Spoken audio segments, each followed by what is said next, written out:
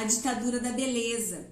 E qual que é o objetivo, né, de eu estar contando histórias que o Augusto Cury passou, né, histórias que ele viveu, atendimentos que ele fez. É lógico que é um livro, então ele trocou o nome de todo mundo, inclusive o nome dele, né, não é ele, mas experiências que ele viveu dentro do consultório, e ele fez esse livro. E qual que é a intenção? É a gente poder perceber as estratégias e a mentalidade dele como psiquiatra, psicólogo, filósofo, a forma dele enxergar as coisas e dele colocar aqui pra gente o ponto de vista, o conhecimento, o entendimento dele. Então, é como se a gente estivesse no divã do psiquiatra, né? É claro que, de repente, nós não tivemos a vivência que esses pacientes dele tiveram, mas a gente pode ouvir uma história dessa de alguém, a gente pode ajudar alguém, a gente pode adaptar coisas que ele falou para o paciente e a gente pode adaptar para uma outra pessoa que a gente queira ajudar, né? E um assunto que está muito em alta hoje é sobre o suicídio, né? Sobre o suicídio dos adolescentes, dos jovens. Então é um assunto muito atual. E ele relata que ele está tratando de um drama de uma família onde a mãe está desesperada para tentar resgatar a filha que está nesse processo. Ela tentou o suicídio, ela tomou um monte de remédio e ela se jogou desmaiada assim no braço da mãe. Elas têm um padrão de vida classe média alta. A mãe dela, que chama Elizabeth, aqui no livro, é uma grande executiva de uma revista famosíssima de moda de Nova York. Ela é uma gerente executiva, então ela vive em função de moda, em função do corpo, em função de ditar, né, esses segmentos, né, como é que a pessoa vai se vestir, como é que ela vai se portar, quanto é que ela tem que pesar. Então ela vive nesse mundo onde estabelece regras de uma fisionomia, de um corpo, de uma beleza que muitas vezes não é real, né? Não é real. Então Sara, que é a filha dela, ela tá nesse processo onde ela tentou o suicídio, mas a mãe conseguiu atendê-la, né, a tempo, e ela foi para um hospital e conseguiu ainda fazer a lavagem estomacal e tirar ela, né, desse processo. Ah lá, a minha prima, ela tem, o marido dela é pastor da presbiteriana, então eles atendem muita gente lá, né? E ela falando lá, 2 casos na semana, entendeu? Então assim, gente, são problemas que as pessoas estão passando e é importante olhar para isso, é importante olhar o todo dessa pessoa, né? Porque a gente consegue mudar o mecanismo de raciocínio, de pensamento dela.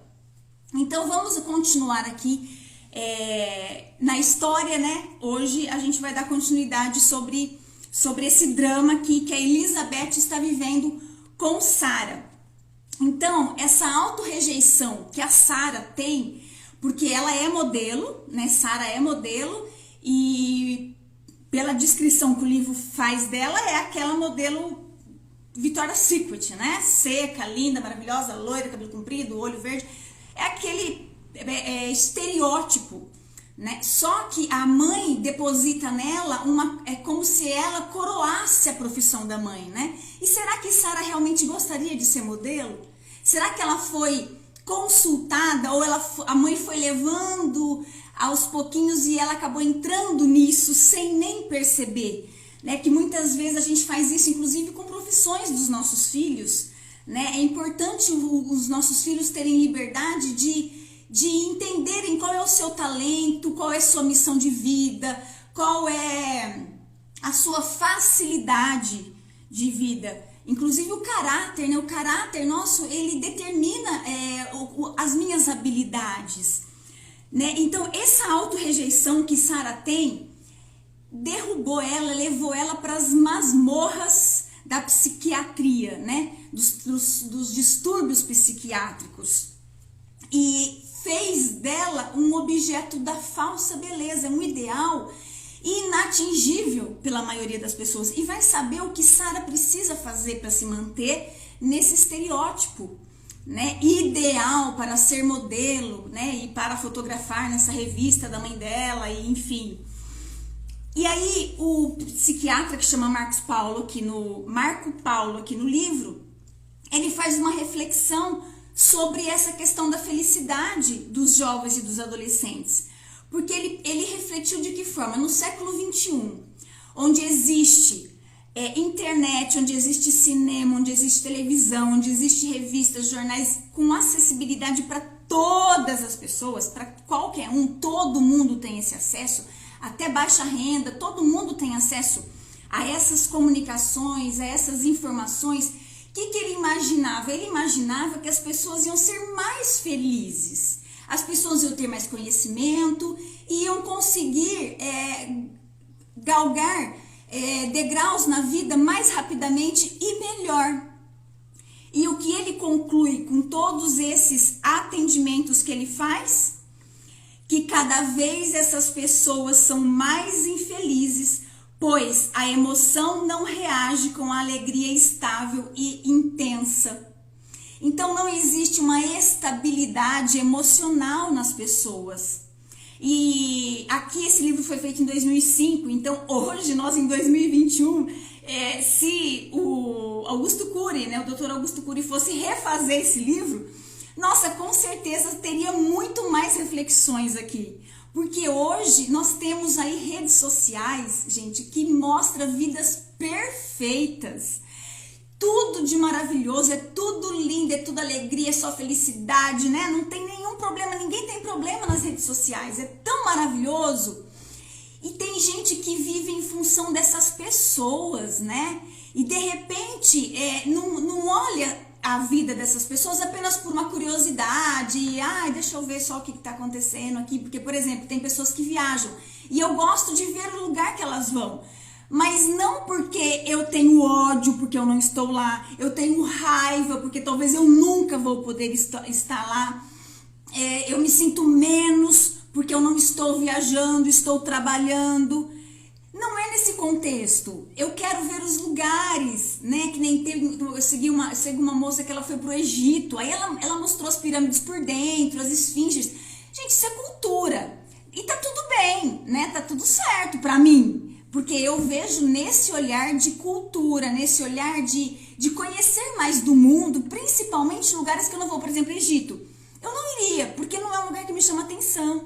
Então, mesmo se eu falar, escolhe uma viagem internacional, não seria Egito que eu iria, né? Então, assim, eu gosto de ver de forma cultural, mas tem gente que vê aquilo e fica com raiva, porque ela não pode ir, porque ela não pode estar lá, porque ela não pode viajar de primeira classe, porque ela não pode fretar um avião para ir viajar, né? Então, essas pessoas que às vezes estão desvalorizadas de si mesmas, já perderam sua identidade, viveram tanto vida de outras pessoas, fazendo por outras pessoas, que esqueceram delas. Então, quando se depara com esse tipo de vida, entra nessa masmorra psíquica, né? Entra assim no pântano emocional. Por quê? Porque não entende essa versão dela mesma, quem ela é, dela se amar, dela aceitar o que ela fez até hoje, do que ela pode fazer daqui pra frente, e que ela pode fazer uma viagem, ela tem que ter estratégias, planejamento, todos podemos, né? E ter ambições e sonhos, mas as pessoas perderam isso, o sentido da vida, o interesse, a ambição. Não é ambição no sentido pecaminoso, é ambição no sentido estimulador, para você ter o porquê amanhecer, acordar, levantar, você tem um estímulo de vida, né? E continuando aqui, o Marcos Paulo, né? Eu sempre falo Augusto Cury. O Marco Paulo, então, ele tá nessa reflexão, né? Que essa expansão da beleza foi algo que provocou um estrago no inconsciente das pessoas, fazendo com que grande parte delas perdessem o senso de magia, de suavidade, de leveza do ser, do encanto da vida, né? Afetando drasticamente a sua saúde emocional e as relações sociais. E aí ele volta no atendimento, porque aqui ele está atendendo a Elizabeth dentro do consultório. Inclusive, se você puder assistir o vídeo anterior, né, já está lá no YouTube, o vídeo anterior tem muitas sacadas legais que ele dá nesse atendimento aqui com a Elizabeth. Aqui ele já tá no finalzinho do atendimento, tá? Que eu vou falar hoje. Então já é o finalzinho do atendimento. E aqui ele também vai passar grandes sacadas para Elizabeth lidar com Sara. E daí ele começa.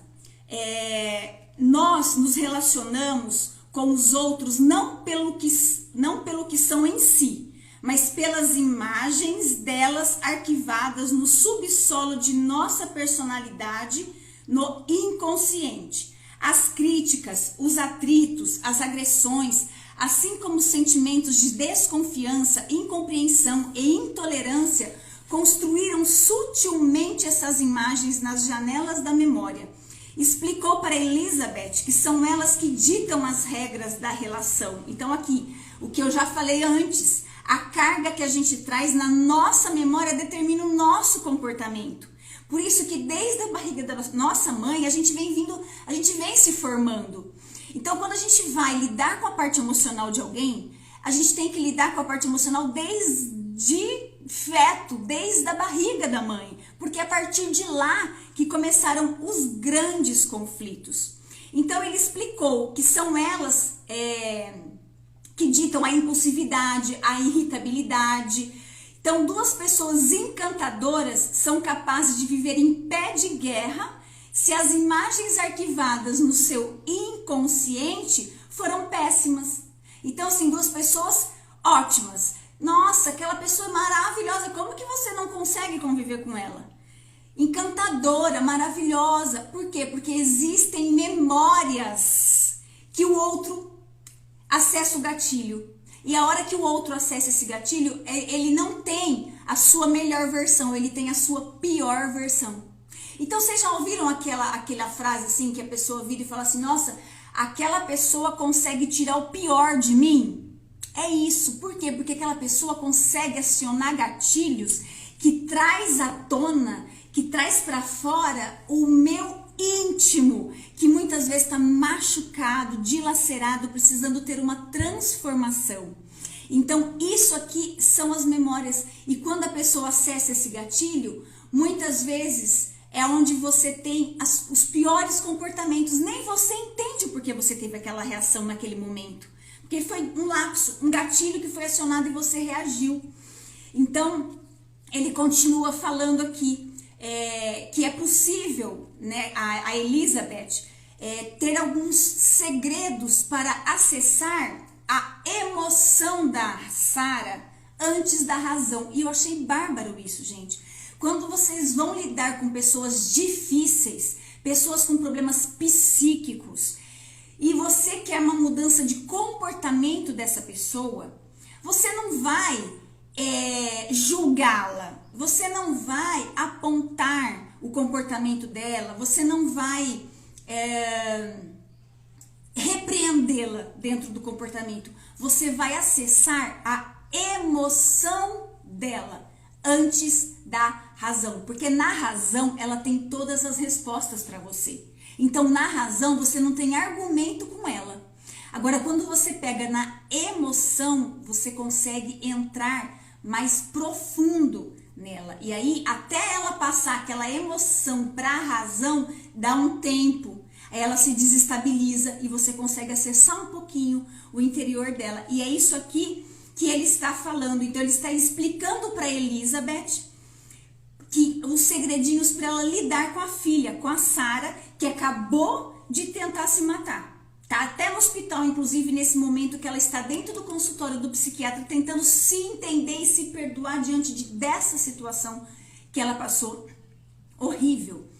E aí ele disse que ela deveria começar conquistando as emoções de Sara e depois a razão. Então ele falou para ela, surpreenda a Sara nas pequenas coisas, falando o que nunca tivera coragem de falar, tendo gestos nunca antes expressados. Então, assim, você deveria abraçá-la quando Sara esperava uma repreensão.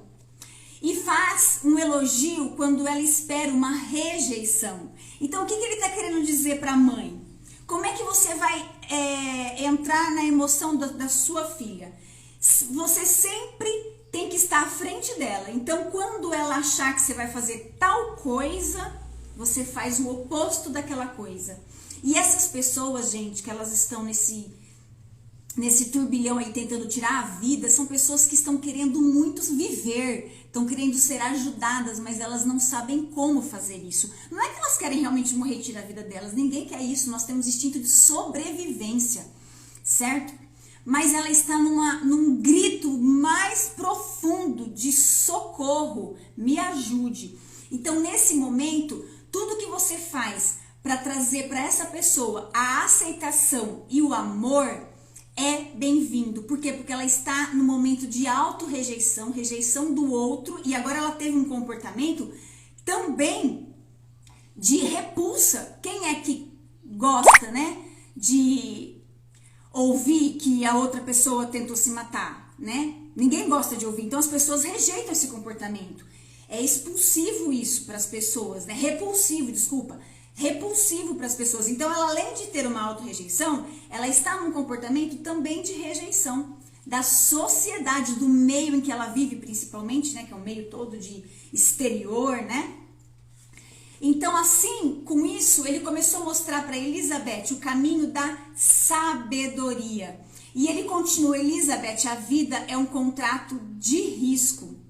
E sempre que você for conviver com uma outra pessoa, você está sofrendo o risco de ter problemas, de ter frustrações, de ser frustrada, de levar frustração para o outro, porque a relação humana, ela é assim, ela é complexa, ela é feita de problemas, ela é feita de riscos, mas você vai ter que correr esse risco, não tem outro jeito, não tem como você pular essa fase. Todos nós falhamos, todos nós nos frustramos os outros, todos estamos doentes em alguma área de nossas vidas. E todos mesmo, os médicos, os psiquiatras, os psicólogos, os fisioterapeutas, os terapeutas, todos têm alguma deficiência em alguma área, tem alguma doença, tem traumas, tem memórias, tem várias coisas. A gente vive num processo de evolução e graças a Deus, porque a hora que a gente chegar no ápice, nós vamos ser recolhidos daqui, não faz mais sentido viver aqui.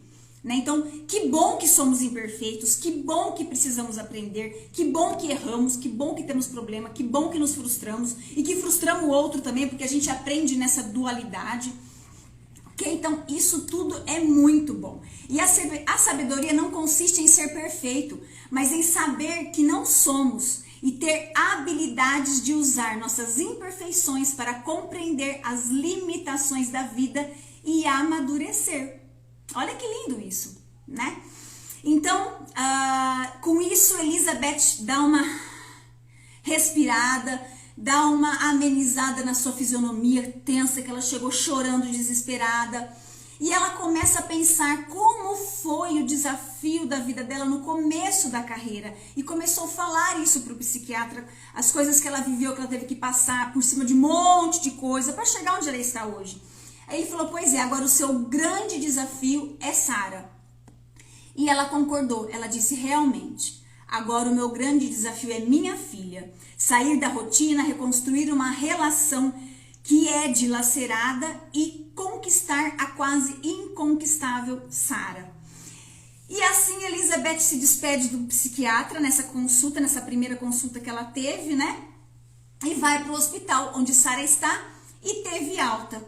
E aí Sara também saiu e estava bem, né? E foi para o consultório desse psiquiatra. A mãe queria que ela passasse por um tratamento com esse psiquiatra, porque ela entendeu que esse psiquiatra, ele atingia o emocional da pessoa, não só remédio, né?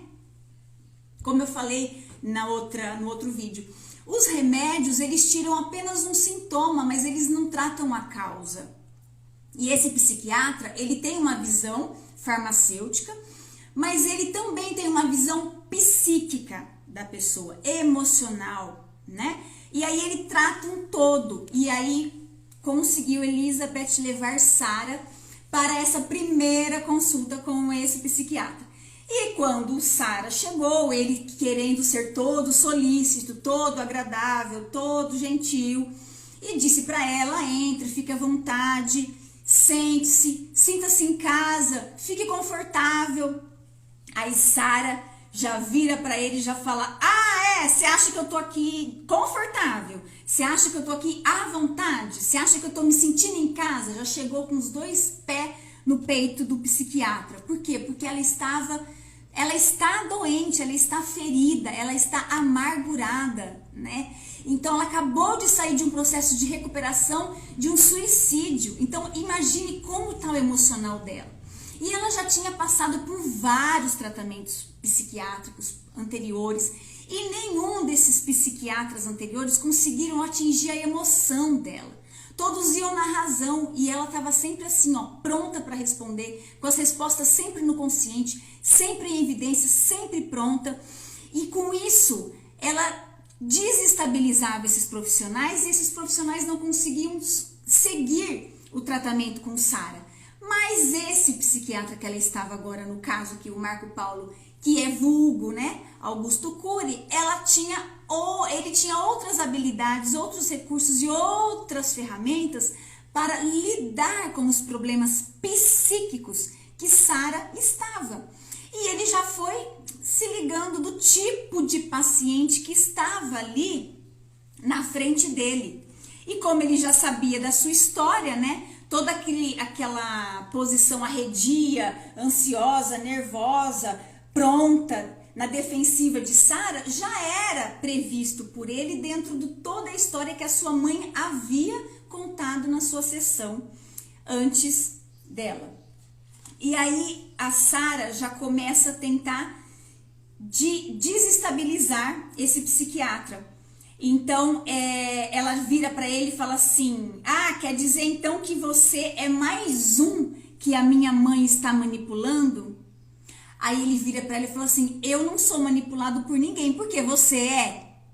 Aí ele já começou a mudar o tipo de questionamento que geralmente não eram feitos pelos outros psiquiatras quando fazia consulta com ele. Então ele já começou por aí mudar um pouquinho e tentar dominar a agressividade de Sara, né? Para tentar atravessar essa resistência que ela tinha dos seus pântanos, dos seus penhascos, né, psíquicos. E daí ele começou a falar para ela: eu não tenho medo de falar com você, né? Você está, e isso fixamente olhando dentro dos olhos de Sara. Eu não tenho medo de nada, eu não tenho medo de você, eu não tenho medo das suas respostas, eu não tenho medo do jeito que você fala, eu só não gosto de respostas tolas, respostas desinteligentes, porque essa não é você. Você é muito inteligente e capaz de me responder à altura da pergunta que eu estou fazendo. Então olha como ele já foi pegando as emoções de Sara. E isso é muito interessante, principalmente para quem trabalha com outras pessoas, para você aprender como você atinge o emocional dessas pessoas, e principalmente na família, né? Se você tem alguém que você lida que é uma pessoa difícil de conviver, tem estratégias aqui incríveis para você usar para ser melhor a sua convivência com essa pessoa, né? E aí ele começa: você poderia me contar os acontecimentos dos últimos tempos? Ele já sabia, mas ele queria que ela falasse. Inclusive que ela falasse na versão dela e na percepção dela. Porque quem já me segue sabe que tudo depende do seu ponto de vista, tudo depende da sua percepção de vida, tudo depende do óculos que você olha aquele evento. E que realidade tem 3 viés. Tem a minha realidade, a sua realidade e a realidade que realmente é. Então, dentro de tudo isso, esse psiquiatra queria ouvir o que Sara tinha para dizer da experiência dela do suicídio, né, da tentativa de suicídio. E aí Sara discorre e começa a contar para ele toda a história que ela viveu dentro da percepção dela, né? E Sara realmente ela sofria, e ela sofria há bastante tempo. E esse psiquiatra imaginou, né? Porque aí ela contou e falou assim para ele: mas isso foi só uma encenação. Eu encenei. Como é que você encena tomando todos os remédios possíveis e imagináveis, desmaia, quase morre, vai para um hospital, faz uma lavagem estomacal e você tá fazendo um teatro, né? Aí o psiquiatra né, indagou isso, como, né, que você tá fazendo um teatro da sua... Ninguém faz um teatro numa tentativa de suicídio, né, mas ela queria o quê? Ela queria banalizar o comportamento, ela com certeza estava envergonhada. Então, igual eu falei pra vocês que já tem a rejeição da sociedade, né, então ela já tava querendo se esquivar um pouco, de tipo, ai, foi uma brincadeira, para, ri, que isso, já foi, nem lembro mais, né, e não, e isso tá dentro dela, e tá dentro dela profundo, né, tá dentro dela ainda.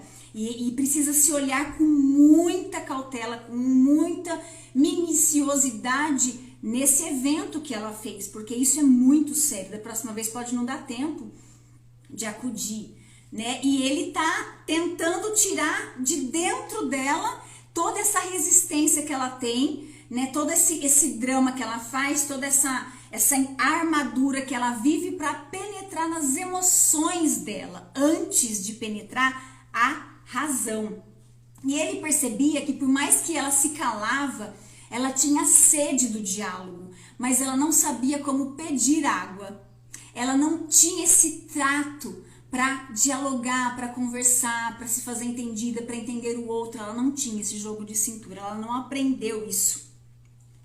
E ela nunca dava o braço a torcer. Ela negava todos os seus conflitos.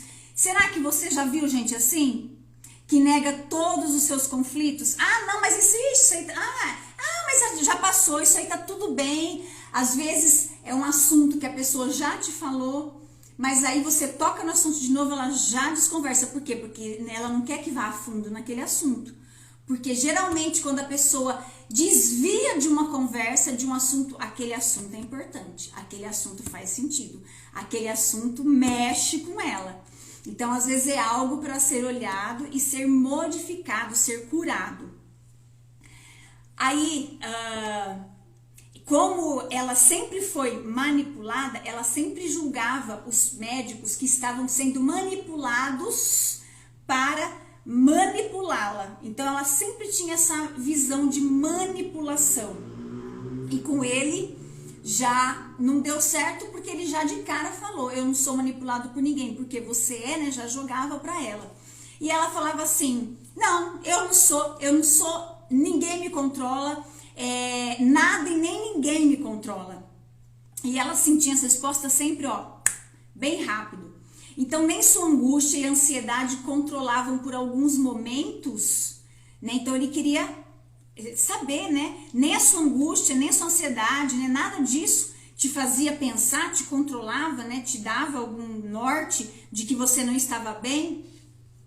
Então sempre ele tentava colocar ela contra a parede, e ela sempre se esquivava, ela sempre tinha uma resposta seca, né? E aí ela começou a titubear nas respostas com esse psiquiatra, porque esse psiquiatra começou realmente a buscar dentro do íntimo dela as respostas que ela não sabia que tinha, que as nossas respostas estão todas dentro de nós, nós só não sabemos procurar, né? Por isso que os terapeutas, os psicólogos, os psiquiatras, os psicanalistas ajudam nesse sentido, ajudam você a pesquisar dentro de você suas respostas, porque as soluções estão aí, você só tem que acender a luz do poste e enxergar suas respostas. Então assim, ele começou a questionar a vida dela, né? Você tem uma vida, Sara, de rainha, você tem um mundo social que te considera linda, maravilhosa, você tem influência, né? Você é uma pessoa de grande influência, falava pra Sara, né? E que o que te fez entrar nesse emocional, né, de querer tirar sua vida, e o psiquiatra ali falando com ela, trazendo a razão, trazendo o emocional dela para fora. E ela percebia realmente que a vida dela era seca e sem sabor. Mas como todo mundo achava que ela era linda, maravilhosa, famosa, rica, e assim ela era feliz, ela afirmava isso, essa imagem que as pessoas mesmo falavam. E daí ela de repente falou assim, eu sou livre, falou pro médico.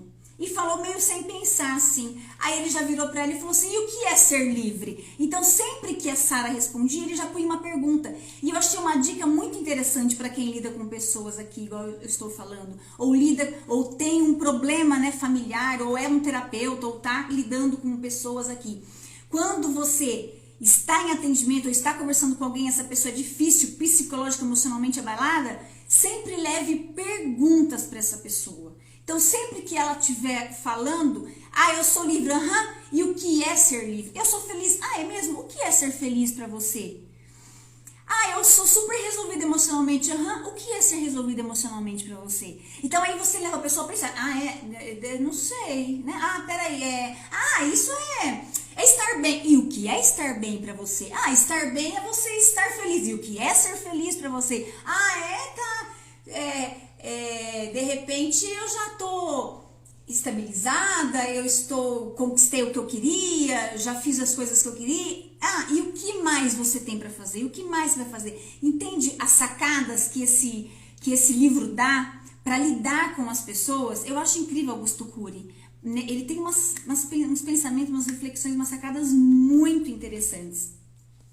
E ninguém conseguia penetrar a personalidade de Sara por causa disso, porque as pessoas não tinham essa malícia emocional de trazer as perguntas para Sara responder. As pessoas levavam as respostas para ela, daí ela virava e ia com os dois pés mesmo, porque ela não aceitava, né? E aí o médico, né, o psiquiatra falou para ela, Sara, eu não faço parte de um júri que está aqui para te julgar, nem sou um policial que está aqui para te reprimir, muito menos um conselheiro para dar uma resposta rápida e mágica para o seu problema. Eu sou apenas um psiquiatra querendo entendê-la. Para mim, você não é uma celebridade do mundo da moda e da mídia e nem uma pessoa digna de dó, mas um ser humano, Sara. E eu estou aqui por você. Olha o emocional que Sara, uma pessoa que está rejeitada, autorrejeição e rejeição da sociedade. Depois de uma tentativa de suicídio, ela vai ser rejeitada. Porque é assim que funciona a sociedade. De vez de acolher, rejeitam, né? Então, como que Sara está? E olha o que esse médico, olha a sacada dele, de começar a trazer o emocional dela na flor da pele. Trazer à tona. Então, não perca seu tempo, ninguém consegue me entender e ninguém precisa me entender. Olha as respostas que ela já vem dando. O que conheço sobre mim é suficiente. Olha aqui. E aí o médico, e você conhece o que sobre você, Sara? Né? Já foi jogando as perguntas para ela, deixando ela encurralada, deixando ela sem resposta e atingindo o emocional dela. Mas olha aqui como ela tenta se safar, como ela tenta sair das conversas, né? E essa armadura que Sara vivia era difícil de transportar, era difícil. E ele ali naquela conversa. Se você é plenamente livre e conhece tudo sobre si mesma, então sua maturidade é maior que a minha, Sara. Você está num nível maior que o meu, o psiquiatra falando. Então nós temos que inverter os papéis aqui e você deve me tratar. Pois quanto mais me conheço, mais sinto que me conheço tão pouco. E é bem isso, gente. Eu também, nesse caminho meu aqui de terapia, quanto mais eu estudo, menos eu conheço de mim e menos eu sei. Eu falo, nossa, isso é muito grande, isso é muita coisa, isso é muito pra gente assimilar. E enquanto eu viver, eu quero aprender. Enquanto eu viver, eu quero crescer, quero amadurecer, quero evoluir. E ele voltando para o emocional de Sara, você é uma jovem inteligente, mas creio que tem receio de fazer a viagem mais importante que um ser humano pode realizar. Aí ela virou e falou assim, é mesmo? E que viagem é essa?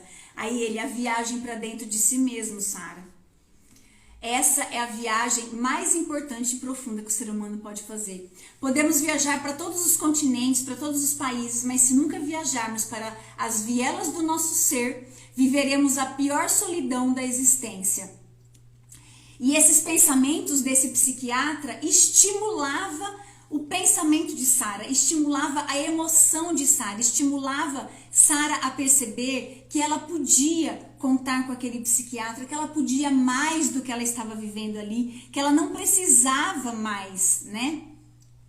E o pensador estimulava, e aí ele terminando essa frase, né? Viveremos a pior solidão da existência. Aí Sara reflexiva já saiu daquela posição de repulsa, de refletir tudo que ele falava, de rebater tudo que ele falava, e começou a também pensar. Ele começou a despertar o pensamento nela. E aí ela virou para ele e falou assim: mas a que solidão você se refere? E ele respirou, já mais aliviado, porque ele estava conseguindo despertar o interesse de Sara dentro dessa sessão terapêutica, e é o que ele mais queria, atingir as emoções de Sara antes de atingir a razão, que a pessoa que acabou de tentar o suicídio, ela estava totalmente fora da sua razão, né?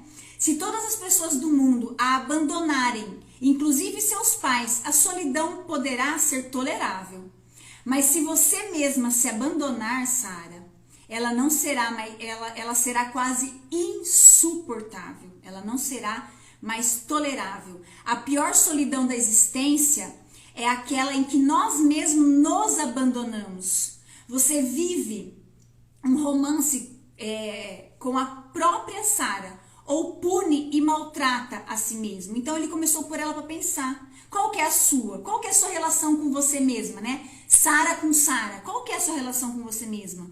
É de um romance, é de um drama, é de um terror, né? Você se maltrata? O que você faz com você? Já trazendo ela, olha aqui como já tá muito reflexivo isso, né? Ela já tá usando da inteligência, ele já tá usando da inteligência dela para entender o emocional dela. Isso é inteligência emocional. E uma vez que você tem contato com isso, gente, não tem mais volta. Quando você começa a ter inteligência emocional, você consegue a sempre estar um degrau acima e um degrau à frente. Você não volta mais. E aí, Sara ficou em silêncio, e isso, para esse psiquiatra, é o melhor comportamento que ela pode ter. Porque o silêncio, ele é reflexivo, ele é sábio. E foram os minutos mais profundos de sua história. Ele diz aqui pela fisionomia que ela estava ali, cara a cara com ele, porque ele falava olhando dentro dos olhos dela. E o silêncio é a oração dos sábios, ele relata aqui no livro, né? Só o silêncio podia conter os gritos que ecoavam nesse momento sublime de autoconhecimento de Sara. O tempo da consulta tinha terminado, e aí o psiquiatra já estava terminando ali gentilmente a sessão e despedindo dela, né? E dizendo a ela que tinha sido um prazer estar ali com ela, tinha sido um prazer aqueles momentos com ela, que ela é uma pessoa muito interessante e muito inteligente. E assim, a primeira consulta de Sara foi encerrada. E dentro dessa consulta, a gente olha quantas coisas a gente pode aprender para nós, né? Vamos pegar esses conhecimentos desse grande estudioso Augusto Cury, desse pesquisador, desse filósofo, desse psiquiatra, e vamos adaptar para a nossa vida. Ele demorou anos para estudar, imagine quanto tempo para ele poder ter esses relatos e conseguir tratar as pessoas dessa forma, abrangendo as pessoas como um todo. E tá aqui para você ler e para você buscar algo para você. Não leia um livro só para você cumprir mais uma meta. Uau, 7 livros num ano, 8 livros num ano, li 10 livros num ano. Ok, e o que você absorveu de cada um desses livros? Então não leia um livro só por ler ou porque está na moda aquele livro, é um assunto que está na moda. Esse livro de 2005 eu li, eu sou fisioterapeuta dermatofuncional e trilho esse caminho da terapia, que hoje estou encantada com isso, né? Estou fazendo atendimentos, ajudando pessoas, mas a minha formação é fisioterapia há 23 anos. Então eu tenho esse livro há muitos anos. E nesse caminho meu agora, quando eu comecei a ler esse livro, eu falei, não, gente, eu vou compartilhar isso em lives, porque a gente pode tirar muito ensinamento daqui, muito conhecimento para levar para nossa vida e para levar para a vida do outro. De repente, você não está conseguindo atingir, acessar, por exemplo, o seu companheiro, o seu namorado, o seu noivo, o seu marido. Comece a ter comportamentos diferentes do que você está tendo ou diferentes do que ele espera. Então, se ele espera que você dê um escândalo, porque você sempre dá um escândalo quando ele está fazendo alguma coisa, você não dá mais o escândalo. Você simplesmente olha para ele e fala, eu espero que você possa fazer melhor do que isso. E sai, ou não sai, ou fica ali, ou não sei, depende de onde você está, né? De repente, uma pessoa que ela sempre tem mania de te agredir com palavras quando tá no meio de amigos, né? O seu namorado, marido, ele gosta de te rebaixar perante os amigos, na mesa, gosta de denegrir sua imagem, gosta de falar mal de você, né? Aí você sempre tem uma reação, pensa na reação que você tem. E na sua inteligência emocional, pensa como você pode agir diferente e fazer ele se envergonhar sem ser grossa, dando um tapa na cara dele com luva de pelica. Olha como você pode mudar toda uma situação e ele parar de fazer isso com você sem você agredir, né? Você de repente pode falar, exaltar ele, falar, realmente você é uma pessoa extremamente inteligente. Depende ali o assunto, né, gente? Depende do que for ali. Eu sei que eu tenho muito ainda que crescer e aprender para ser como você, mas eu vou fazer, eu vou aprender e eu quero ainda ser melhor, porque a gente tem sempre que buscar ser melhor que você, que somos, né? Então eu ainda quero ser melhor. Sabe, umas sacadas, umas mudanças de comportamento que você desestabiliza o outro e você não foi ofensiva, né? Foi de boa. E ele não tem como ele ficar bravo com você. Ah, você me falou mesmo. Eu falei tudo que você é. Uma pessoa inteligente, uma pessoa culta, uma pessoa dinâmica, uma pessoa extrovertida. E eu não sou isso mesmo, eu não sou, mas eu vou melhorar a cada dia. Eu posso melhorar, né? Assim, para desestabilizar a pessoa. Porque quando você começa a ir no mesmo nível, a pessoa tá querendo isso de você, né? Ela tá querendo que você faça barraco para você se envergonhar. Mas há um momento que você não compra isso, a ofensa que aquela pessoa está te fazendo, aí você deixa ela doida da vida. E quando você se conhece, quando você tem a sua identidade fixada em você, você não compra ofensa de ninguém. Então essa busca pela identidade, a busca por quem você é, o amor que você tem por você mesma, a relação sua com você mesma, é a prioridade da sua vida, a relação sua com você mesma, porque a partir daí você consegue curar as relações sociais e externas que você tem, ok?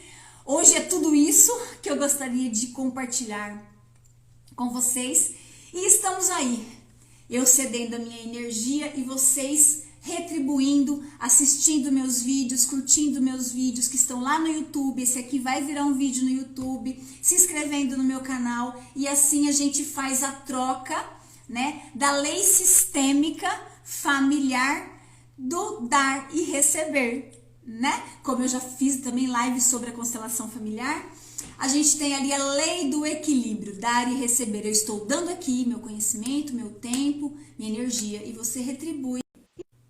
Até a próxima.